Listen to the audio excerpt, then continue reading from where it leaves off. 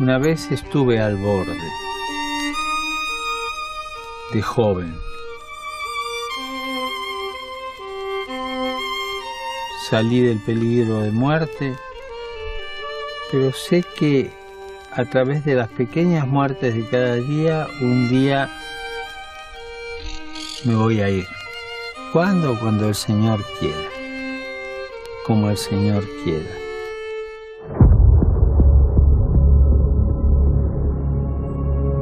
And now that day has come. The world has lost a shepherd, a leader, a man of humility and faith. Pope Francis, the 266th Pope of the Roman Catholic Church, has died, leaving behind a legacy that will be felt for generations. Born Jorge Mario Bergoglio in Buenos Aires, Argentina, he was the first pope from the Americas, the first Jesuit pope, and the first to take the name Francis, inspired by Saint Francis of Assisi's devotion to the poor. Elected in 2013, his papacy was marked by humility and service. Buonasera. He chose simplicity over grandeur. He reminded the world that the heart of the Church is love and service, not power or status. He proclaimed a year of mercy and opened the holy doors, extending God's forgiveness to those most in need of it. From the very beginning, his papacy was defined by an unshakable commitment to justice. He stood against economic inequality, environmental destruction, and the plight of refugees. La uniformidad no nos hace crecer y por eso no nos da miedo. Las diferencias son creativas, crean tensión y en la resolución de una tensión está el progreso de la humanidad. He reached across religious and political divides, fostering unity in an increasingly fractured world.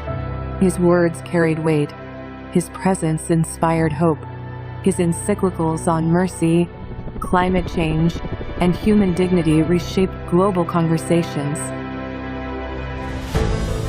He championed Christian inclusion, welcoming all with love, while calling them to transformation and repentance. He extended the Church's message of mercy to those seeking reconciliation.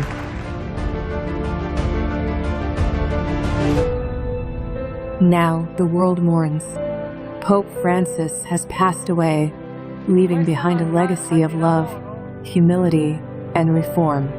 Crowds gather in silence, tears streaming, prayers whispered. a world grieving a leader who led not from a throne, but from the heart.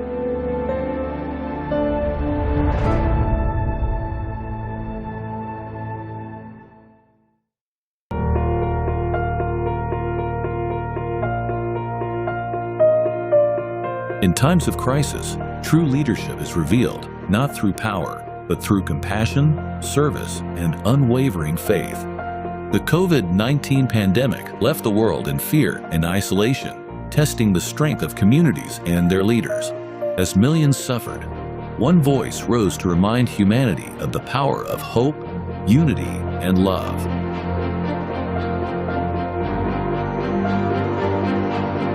Pope Francis became a guiding light during this difficult time, embodying the Church's mission to console, serve, and protect its people.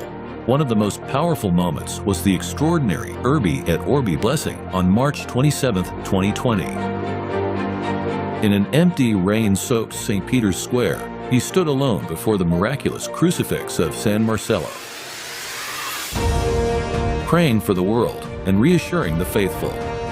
Do not be afraid. Dio onnipotente e misericordioso, guarda la nostra dolorosa condizione. This unprecedented event, typically reserved for Christmas and Easter, was live-streamed globally, offering solace and a sense of community. Beyond prayer, Pope Francis took decisive action. Pope Francis spoke up for the poor and the sick, urging countries to share vaccines fairly and support those in need. He warned that selfishness and indifference were even worse than the virus itself. In April 2021, during his Easter Sunday Mass, he called for urgent solutions to vaccine delivery delays, emphasizing the need for equal access, especially for poor nations. Nello spirito di un internazionalismo dei vaccini, he personally demonstrated this commitment by visiting the atrium of the Paul VI Hall, where people in need were receiving vaccines through Vatican-supported initiatives. Through his words and actions, Pope Francis showed that the Church must always stand with those who are suffering, giving them hope, strength, and love.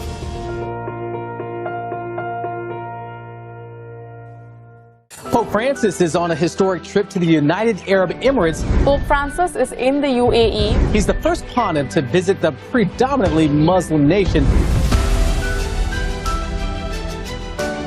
In February 2019, Pope Francis made history as the first pontiff to visit the Arabian Peninsula.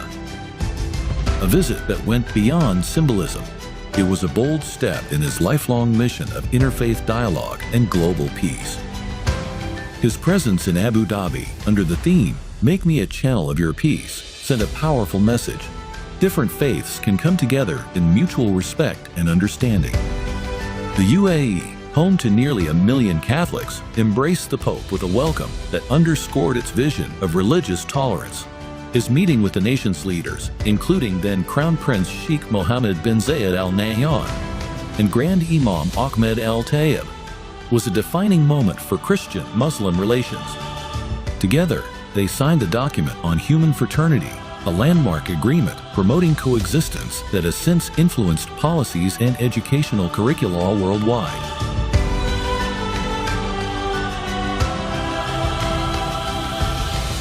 The visit had a profound impact. It led to the creation of the Abrahamic Family House, a first-of-its-kind interfaith complex housing a church, mosque, and synagogue side by side in Abu Dhabi. For Catholics in the UAE, the pinnacle of the visit was the historic Mass at Zayed Sports City, attended by 180,000 worshippers, the largest Christian gathering ever in the Gulf.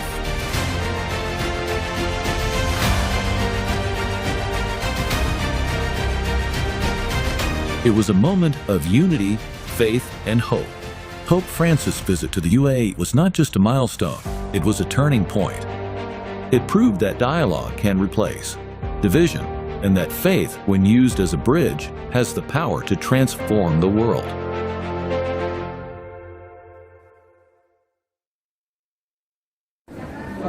Il Signore è con I nostri migranti nel mare nostro. Il Signore è con loro, non con quelli che li respingono.